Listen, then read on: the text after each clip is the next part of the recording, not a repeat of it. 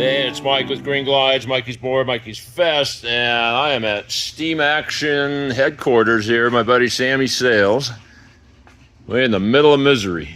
It's kind of humid out here this time of year, but we're surveying Sammy's operation here. We're probably going to have the next Mikey's, well, not probably, we are having the next Mikey's Fest here in March of 26. So we came by the shop, and he's going to give us a sort of quick rundown of the history of the company and the machines being offered, and who knows how much we'll geek out on the details. But we're here in this room. This is the test site. So when we walked in, this machine had been running for some time here, and it's on a Saturday, so there's not much staff around, not much going on, which is good. So it's nice and quiet for this interview. But this is a Nike 1000. Yep. Probably your best-selling unit, right? So this one and the Stealth Fighter are our top sellers. So this has got the 38 horsepower with the 47 blower. You got the general pump, 4.0 gallon a minute. It's got a 90-gallon freshwater tank underneath it and a 100-gallon recovery tank behind it. This is all compact setup, so that's why we're able to run it just like it's sitting. When we put it on a pallet, it's the same thing when we ship it to you, that it would, you know, you bolt it down, hook up the fuel, and it's ready to run. And this can be run in a GMC van, yep, right? Or fit in pretty much anything, and usually they're side mounted. Typically, that's the way I like to see them, is out the side door. But that width, it's not going to interfere with wheel wells, and there'll be a little bit left over right here in the average GMC, but it's pretty much taking up the whole side. And here in 2025, what's this thing gonna cost? So this one is $32,995. And is that right in line with the competitors' machines with the same blower and motor, pretty much, or a little less? Oh, we're right in line with them. We may be a little less right now, but you know, everything you just got to keep evaluating it and go with the flow. But with Steam Action, you're dealing with a mom and pop, and this is pop. And you have a very easy access machine, right? Everything's right there. And changing out a coupler is, what is it, a 5-minute operation once you know how to do it? It does take about, I can do it in 17 minutes, but typically I'm going to say 30 minutes or so, because you got to take these 3 bolts out, put them in the 3 other holes, slide this bushing back, slide the flange back, and the coupler comes out. But that is a balanced coupler, so it isn't like they go out like normal couplers do that are out there. They smooth the machine out with that balanced setup, and I tell everybody about 1,000 to 2,000 hours. Just change it. About when to change it. I've had 22 truck mounts. I don't think I've ever had a coupler. But now that I'm dealing with belts a little more, I would willingly go to this design. Because spending a half hour in your customer's driveway is a whole lot better than driving to a shop and making an appointment, hoping you find a mechanic who understands how to change a belt in the more complicated units. So well, and they don't go out like that. They're not just going to they don't blow up. You're going to see warning signs. So if you look right here on the coupler, is there a wear indicator or something? I can get it to spin over. Man, I'm at the bumper. Okay, right here. There's a split right there. Okay. You'll see these will wear off completely. And wear off? What do you mean? So you see how they're like shark teeth right now? Yeah. If they're flat, you're gonna know that's time to change it. That's a good sign. So you know, you can pay attention to it. It's not like it's just gonna explode and go everywhere. So while we're on the subject, so every 1,000 hours you're gonna spend whatever 30 minutes changing that inner core, right? And while you're doing that, what are you going to do with the pump belt? Change your pump belt at the same time. Because you have the opportunity of that open area there to lace in a new belt. And how you drain the motor and... so your engine oil's right here. That couldn't be any easier. That's where you're going to drain at. You got that your super tidy right upside... Yeah, the filter running up. What's sweet about that is you do one full turn there. It drains Start draining your oil. That all drains out. There's no mess. Beautiful. That's what I like about the big block Kohler. That's kind of like Subarus have that. Yeah. I don't know why all cars, everything with a motor doesn't have that setup. How do you deal with the blower oil? So the blower oil is right here at the bottom. We don't put a hose on it because you're only dealing with that every 500 hours. It's much easier. But you can get a little funnel, get it out.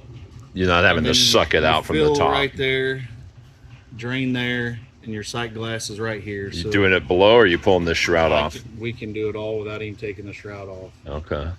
And then the pump, it's same thing. Fill here, sight glass there. Where's your drain? Right on the back of it. Is there a hose on the drain? We don't put a hose on any of those because you only deal with them every 500 hours. But you can get a cup back there. How much oil's in that blower or the pump? The pump holds what, 5.5 ounces. Oh, next to nothing. Out in California, we put a tofu container under there because it's nice and square and flat. Any maintenance involved with your silencer, or so probably not, right? Maintenance on the silencer at all. The heat exchangers, obviously, you're gonna have to descale those if you're in hard water situations. There's a recirculating jet right here. Every now and then you need to clean that. Clean the tip on the jet? Yeah.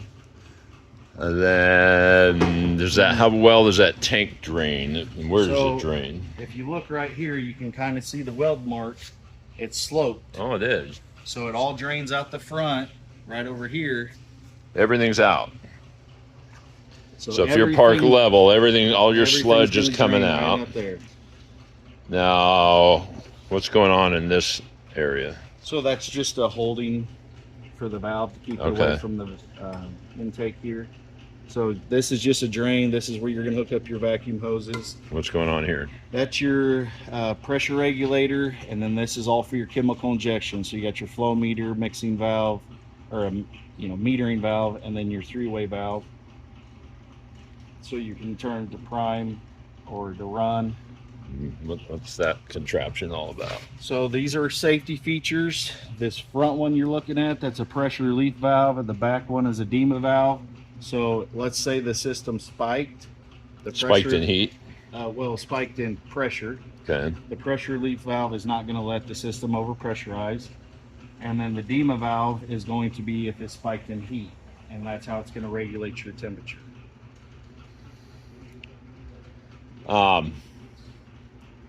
Your father, John, passed away. He started the company, what, in the 50s or something?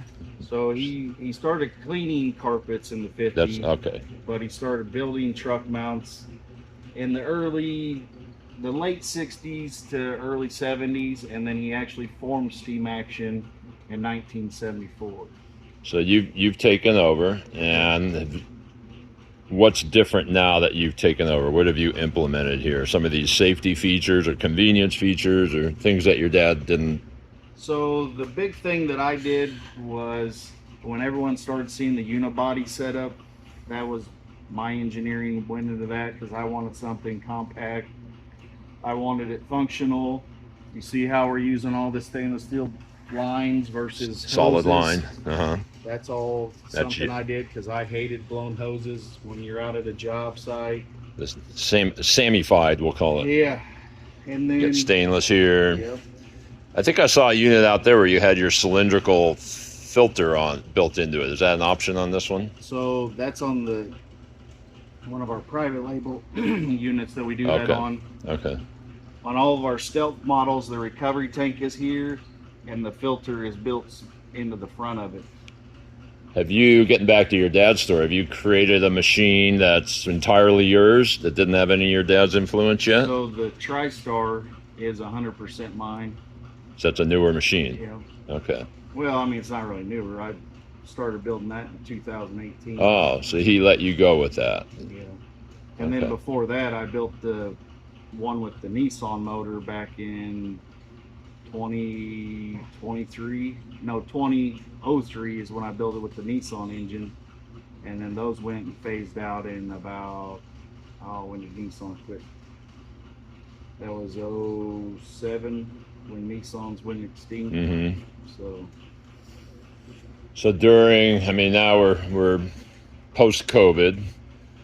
What's changed as far as your machines pre-COVID? Is there certain pieces of components you just can't get anymore and you had to figure out your way around it, or are you kind of back to normal? I mean, we never really lost too much during COVID. Yeah, parts got a little tough to get every now and then, but we had so many blanket POs in that it just kept the products rolling in the door, and we didn't really have too many problems. And the hot topic today are tariffs. Are you having to charge a tariff fee, eat a tariff fee, or?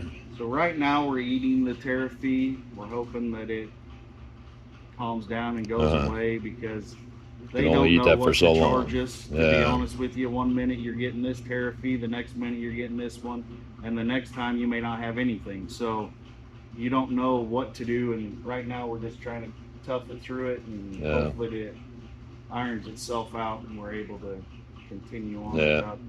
Well, hopefully that whole Trump plan works, and the country's better off for it soon enough. But there's going to be a little bit of growing and changing pains, but I think most of us believe it'll be worth it.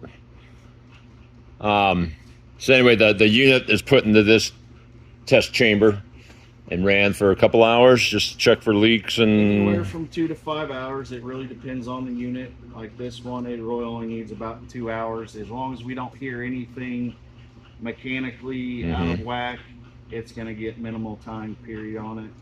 Gotcha.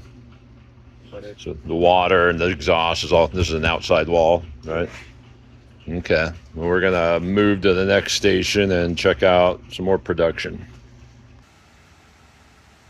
So here we're at the plasma cutting table, right, Sam? Yeah, so this is our CNC plasma table. This cuts down thousands and thousands of man hours. Being able to, we used to cut everything by hand with a normal plasma cutter. This machine can take what used to take 2 to 3 days. They can do in about 3 hours now. So you got piles of this stainless steel out there. Is most everything the same gauge? So we have 2 different gauges here. We have 14 gauge for all the shrouds and the top shrouds and stuff like that. And then all of our tanks, belly pans, all that stuff's made out of 10 gauge stainless. So we have those 2 here. What holds the plate down when it's being cut?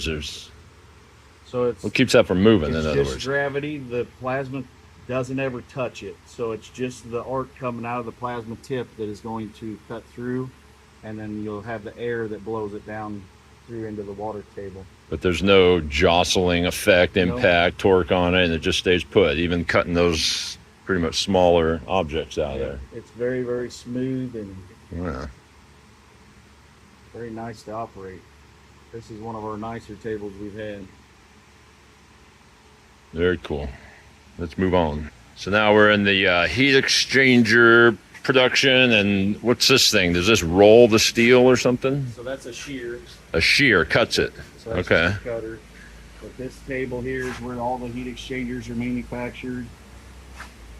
Completely from scratch. Every tube, every cap. See how heavy these pipes are? They're not light. Jiminy. Yeah. So you do coil and straight. Do you do any finned heat exchangers or no? We no? don't do any finned. We just do the boiler style and the instant heat exchanger. So the instant heat exchangers are going to be coil style. The boiler style they're made out of all pipe. And what's going on this? So that's how they roll the coil. Gotcha. And this station here. This is your tank building station, So right? They're building a belly pan or a belly tank for a Nike 1000. So it all starts here. You can see how the plasma cut everything out. Now it moved up here, and they're going to do that. They also build frames in the same place.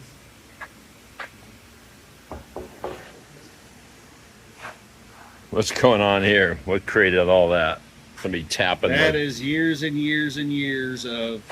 It's like bubble gum under a restaurant. They ball up the tip of the welder and they wipe it off there. Off of there, so. That's awesome. All right, next station. And then we'll come in here. This is where all the shrouds and all the pieces are built, the pump plates, the water manifolds, all that stuff. They're all made here. All right, and then now things are starting to happen. Look more familiar. And then it comes back. The frame has the motor and blower on it, and they're going to make the heat exchangers and line all the exhaust up and do all that in this station here.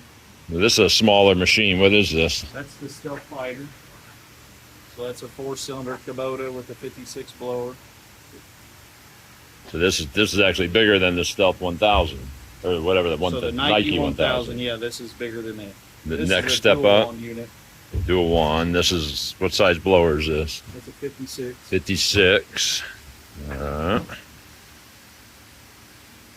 They're pretty similar though in layout, huh? That's what we try to keep everything, unified so that it's no matter which machine you got, they're all laid out the same. Okay. Hey, what was that question I asked you earlier? That guy was asking why you use the 5003 blower instead of a 47. So this is a Stealth Raptor.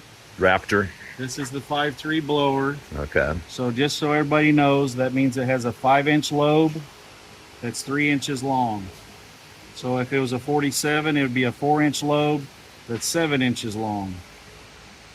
If you look at the vacuum curves on the 47 versus the 53, if we ran these at the exact same RPM, so let's say we put them both at 2,800 RPM, they are going to be very, very similar. Okay. The difference is this one will create the vacuum quicker because it has a shorter load. Yes, if you go off of max RPM, which we are the only ones in the industry that run them at 3,600, this one maxes out at 2,850. So if you ran the 47 blower at max RPM, yeah, you're going to get up to the 540 CFM, where this one is going to be at 390. Yeah. But the difference is in RPM. So if we put the 47 blower onto this machine, this engine does not have enough horsepower in the top end side of it to spin the 47 blower.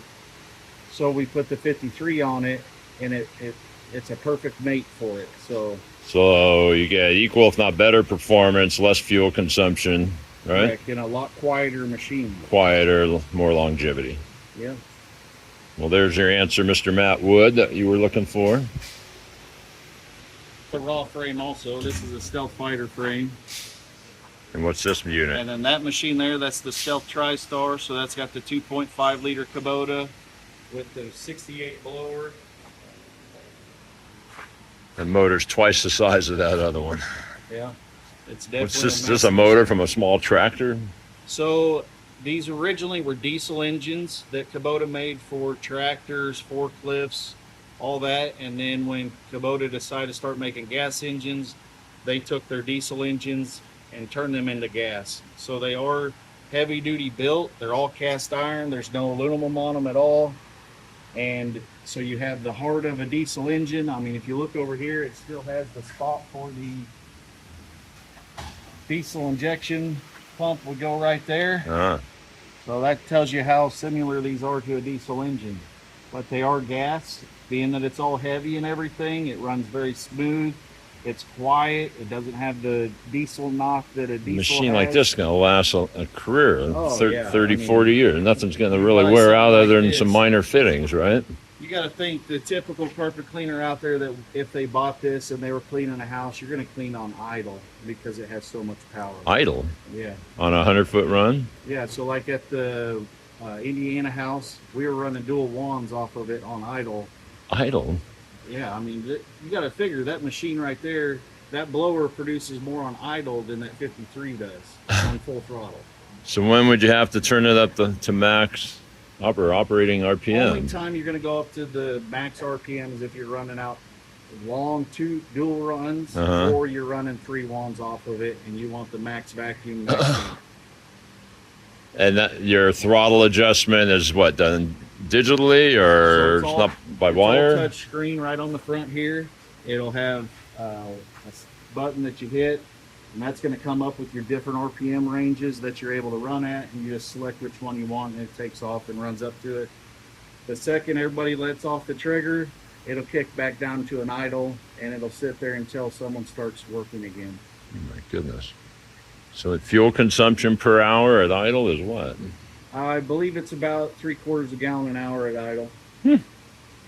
What's this Bailey machine do? So that is a CNC brake. So the guys can dial in how far in they want it, and it'll bend it into a 90, a 45, a 33-degree angle. It'll do all that. It's much better than the manual brake that's beside it there that we used for years. This is another time saver that we got. So somebody orders a new machine, whatever it is. What's the production time? I'm assuming there's not a long line at the moment. It takes you how long to build a machine from scratch? So start to finish, it's about 2 weeks on a machine. Okay. But currently we're about 4 to 8 weeks behind. So. Okay. Here's Sammy Jr. Come here, little rascal. All right, here we got some. Sammy says these blowers. These are what? Kohler or they're Tutill blowers. Tutill blowers come blue. Yep. And then we paint them black. I've never seen a blue blower. Nobody keeps them blue. And they never did that before. They always came in black or black and gray, and now they start doing blue. So these are just waiting to be attached to something, right? Yeah, so this is pre-assembly, so they're going to get the couplers put on them. They're going to get the feet realigned and adjusted on them. And the same thing with the engines. We're going to pre-prep them, put oil drains on them, fill them with oil. All that happens before it goes on the frame. Well, let's go look at that beast over there. Okay, so here's a custom-made machine that he's making for one of the bigger companies. We got the logo covered. I'm sure they don't want it out there, but while we're looking at this, besides the fact that Steam Action is a mom and pop, we'll call it, and they can make a custom unit. And what's different about this one than the average? So for this company, they wanted huge freshwater tanks, so we built it with a 150-gallon freshwater tank. We also put a stainless steel head pump on there because of their corrosive water. And we do all stainless steel lines. We also integrate our F5 right onto the side of it. Cool. Bolts right on there. They remove all chemical injection. They don't want it on these machines. But, that's just something we do. One of our private labels that we're able to take care of them. So, one thing we were talking about just a second ago. Yeah, I'm going to keep this low. Is Relco. What's the deal with Relco? So if you look at Relco, if you notice, if you rearrange those letters, it spells Kohler. So Kohler has been bought out. Okay. Kohler did not sell the name, so that's when they came up with Relco. So it's Relco, it's Kohler reorganized. Wow. So bought out by who? I'm not sure the group that bought them. And how does that change your life and change the current owners of Kohler? It shouldn't change anything. Every Kohler dealer that's out there is now a Relco dealer. None of that ever changed. It's literally just a name change. So when people, instead of seeing Kohler on stuff, you're going to start seeing Relco on it. Okay. It's not a big change. They kept the same warranties. Is it a U.S. company? Yeah. That's good. And they bought it all. They bought the bathtubs, the faucets, all that stuff. So no kidding. Everything's going to be Relco. But not the name. What do you think they want to do with the name? I'm assuming because the name was a family name, so they didn't want to give their last name away. Relco on your faucets and all that, Stainless steel head on this general pump. Yeah. Looks like it's a few more bolts to take it apart. They're in different position. Anyway. Well, so your standard pump, it has the three plungers, ports right there. Yeah. This is just a big manifold. So you take these bolts off and slide that off, and you can get to all your valves right behind it. It's still a 3-plunger. It just doesn't have 3 caps. Gotcha. This is something that we could all see in the future. They've been talking about going away from the plugs. It costs a little more, but more longevity. It sounds like slightly easier service. Headed pump, I don't think we ever need in our industry, other than because of the corrosive water. That's the only reason they need it. Okay. Well, Sammy's full of all kinds of interesting industry news, so I guess we might as well let the cat out of the bag and look at this red Steam Action here. And most of you guys will recognize this as an El Diablo. So, Sammy, why is an El Diablo in your facility here? So, Mike and I have kind of joined forces. Not me, Mike. Mike from El Diablo. Yeah. So, we have joined forces on the El Diablo. We're going to start building the El Diablos at Steam Action, and they are going to be renamed. We're not going to be calling them the El Diablo anymore. We're thinking that we may name it the Steam Commander, but we haven't 100% guaranteed it yet. We will have all the final names and all that done for the trade show. Which is about a month out, right? Yeah. Roughly a month? Experience trade show. Wow. So That's kind of a big deal. So moving production from South Dakota yep. to Missouri here. There's a couple things we are changing. You know, I'm re-engineering the silencer on it to make it quieter. I also am making it California compliant so that it can be sold into California. And we're switching to the Tutill blowers like I've always used. So there's a lot of good things happening with them. What were we discussing yesterday with the 300-degree safety feature? What was that? So one of the distributors mentioned something about they wanted a high limit switch on there to kill the burner, and I think that's a great idea. It ran so away. We're going to put a high temp kill in there so that it'll shut it down and you won't have to worry about it running away. And then what about the bigger unit, the what they call the bigger El Diablo? So the El Jefe, we're going to completely re-engineer that one, and that one's to come. We should have, I'm going to say the end of September, maybe the 1st of November, somewhere in there, maybe October. I plan to have that up and going. Sometime before the end of the year, we'll have that machine re-engineered, and it'll have a whole lot more power than what it had before, and it'll be a good dual one unit at that point. So there's plenty of El Diablos out there. The company's been around for at least 20-something years, right? Yeah. Through Master Blend and then Mike's ownership, and now it's under your ownership, partnership. So the fans of that type of fuel-fired heat and the slimmer profile, you still be able to get them. Now, somebody said, are you going to bring back the old heat exchanger version? Your answer currently is you're buying a... If you want a heat exchanger version, you're just going to have to switch over to steam action. We're not going to build this in a heat exchanger version. It never did pan out for whatever reason. But this will be a coupler design as well, right? Yeah. Staying with the same design? Yeah, we're staying with the same setup. Okay. And then by you taking over the company, people will be able to get them a little quicker maybe, or? We're hoping to ramp up production on them. Mike's been he's been already selling like crazy, so. He's still staying involved, doing sales instead of construction of it, because Kurt, the guy who used to make them, passed away recently, right? And that kind of spurred this on. And you fully understand what the heck's going on here, because I never did. So this is the best way I can describe this is your heat exchanger. So, but it's got a diesel fire burner on it that is fueling it. So on our machines, we use the engine to fuel our heat exchangers, where here we're using diesel. The advantage to that is you will have steam for days. You can never run this out of steam, out of heat, so when you pull that trigger, it's just going to keep pounding the fuel out. And the advantage is if you turn it off, you're cleaning with cold, ice water. Exactly. And you can also shut the pump off, so it's great for restoration. Okay. Whereas with a heat exchange unit, the water's always going to be... It's always going to be warm no matter warm to what. hot. Yeah, so there's a benefit to that for guys that clean fine fabric, a lot of wool. They need instant cold water. Don't the generators off of these things create enough power to run some additional tools or something? So that is the other nice thing. If you were in a situation where you didn't have the power, the house doesn't have power, the generator can run small tools. It can be a battery vacuum charger. Cleaner, a rotor extractor. Yep, you can run all that stuff. Is that outlet on the front, or is it back here? Right on the back of the generator. But you could run some conduit and put outlet in the front if they wanted? I really don't want you to do that. Oh, why's that? Because if you're running this, I don't want to drop the voltage off to the burner.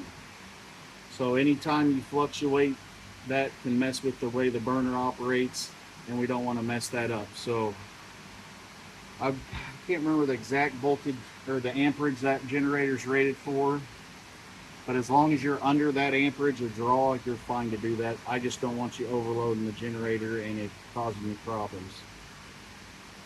Okay.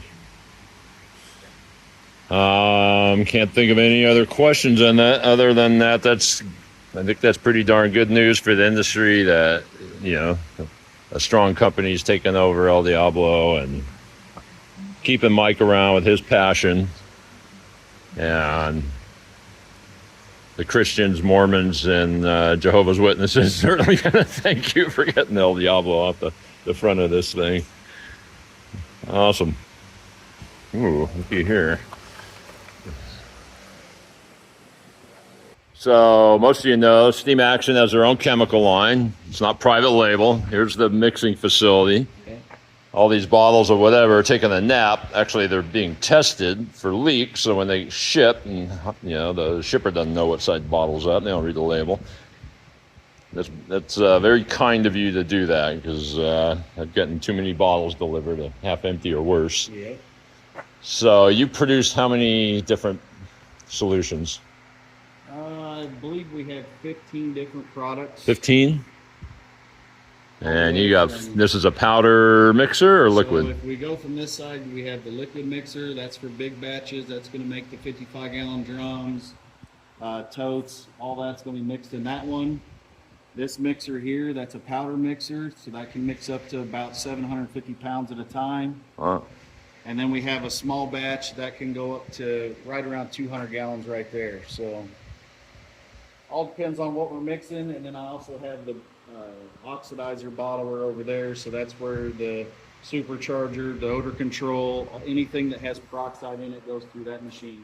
And if somebody asked you, what's different about your chemical line than all your competitors? So the big thing with our chemical line is we try to stay as safe as possible. Safe for the operator and the homeowner? Correct. We want it so that, a couple things.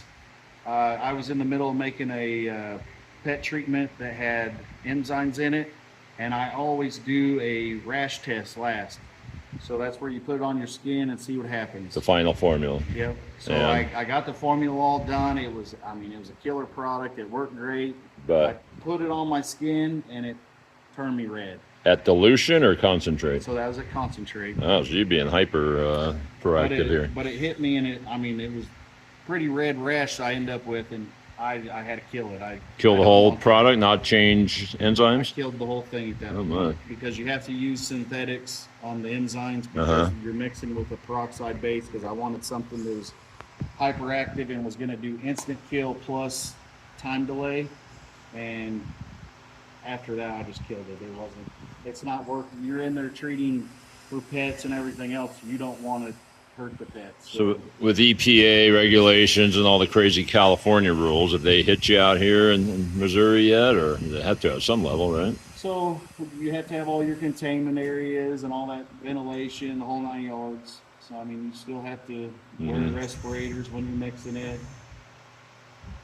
But the whole name of our game is we want to keep it as safe as possible for the technician, for the pets, for anybody that's going to be around the product. Yes, there is some, like the high alkaline. There was no real way for us to get away from that for the tile and grout cleaner. Yeah. That is what it is. You guys be safe as you can around it. But your normal carpet cleaning, your spotters, all that, we've tried to make it as safe as possible for you guys. Let me give a quick plug here for the next Mikey's Fest. It's actually 3 Ronald McDonald houses we're doing, all next door to each other. And by far and away, that's the worst tile and grout situation that I've seen in all the houses we've done. Carpet's not bad, but the tile and grout and then the bamboo wood floor is atrocious. And we're actually heading over there in a few minutes to see what it's going to take. But I know the tile and grout's going to take 2 cleanings, and we're going to be able to use your high alkaline cleaner. I assume you make an acid cleaner too? I don't make an acid cleaner, but we can get it. We're going to need an acid cleaner. It's going to be a 2-approacher, but the whole way we approach this event is going to be different, and we'll get to that. We'll probably do another video over there explaining how this house needs to be cleaned, because it's quite something. Luckily, we got this Tristan here who's going to be cracking the whip there, keeping everybody moving. When you buy a truck mount, you get like a teaser starter pack of one of each of your chemicals or something? Depending on what it is, we always give a $500 starter pack with our equipment. Sometimes we throw specials where you're getting $1,000 or $1,500 worth of it, but we always try to get you started, and it seems to be everyone that starts using the products, they always continue to buy from us. So, do you have distributors that keep this stuff on the shelves? We have a couple distributors around that do, but typically it's mostly direct sales. Do you have one of each on a shelf somewhere? We can go down the line real quick. We have cases of it over here. So here's the whole lineup. I'll go over it real quick, and then Sammy, why don't you do a quick elevator speech for each one. All right, so we have the Out of the Park. So that's going to be a neutral base cleaner that's going to be for the hardwood floors, the vinyl floors, the kitchen I know surfaces. Where we're using that. This is one we're going to actually go take to try to do that bamboo. Awesome. This is your delicate fine fabric. So this one can do any of the, it's safe for all fabrics, linens. Yeah, you can see it right there on the label. Fantastic. So that's a great product there. This is our extreme odor control. This is the one that's designed for the pet treatment, for anything that is organic that needs to be removed from the carpet. It's a great product put in there. This natural but extreme. So this is our extreme clean powder. This is our base. This is why I tell everybody, start with this product, and then you can boost it if you need to for high traffic areas. What's the pH? That one is 9.5. And can be rinsed with just soft water? Correct. You don't have to have an acid rinse for this product. You need to send me one of those.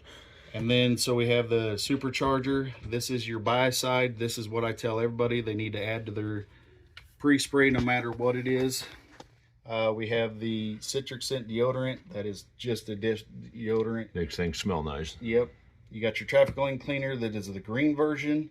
Okay. So this one's more for houses, where this one's more for green. Commercial. Okay. There's only one ingredient's different between the two, but everybody seems to love the liquid gold. Oh, greaser. That name's been used on more than one product. What's the story on that? So this is Formula 2022. This is a updated version of the old school grease eraser from out of Michigan or something. Right? Yeah. Whatever. So that was originally what we started with, and completely redid it. It works a whole lot better now.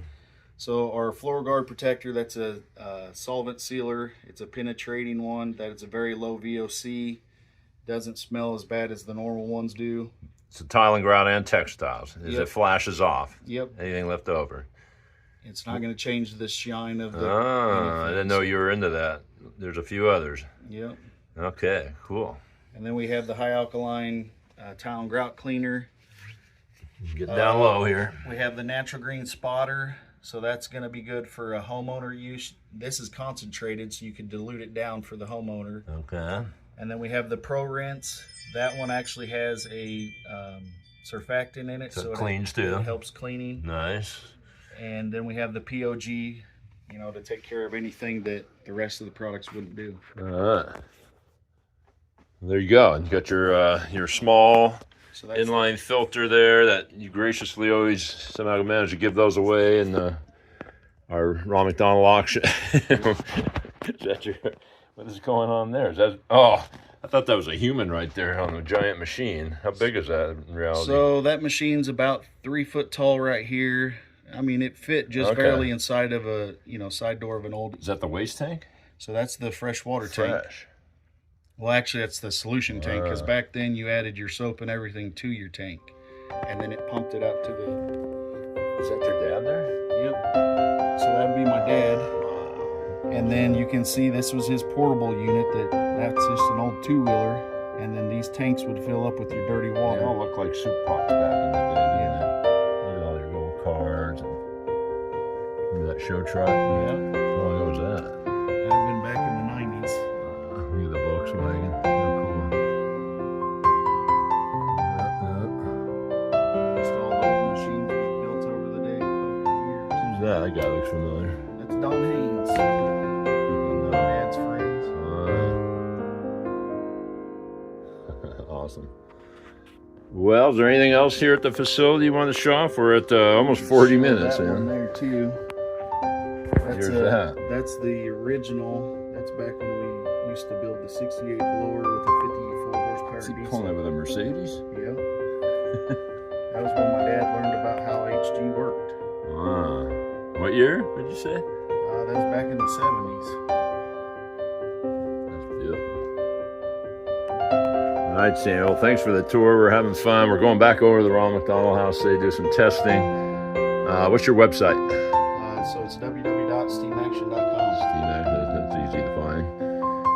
And website's got wands and hoses and fittings and all that stuff on there too, I assume. Yeah, there's everything on there. Okay. And you're always at the show. The next one coming up in a month or so. You've been graciously attending Mikey's Fest for quite some time now, and now you're hosting one.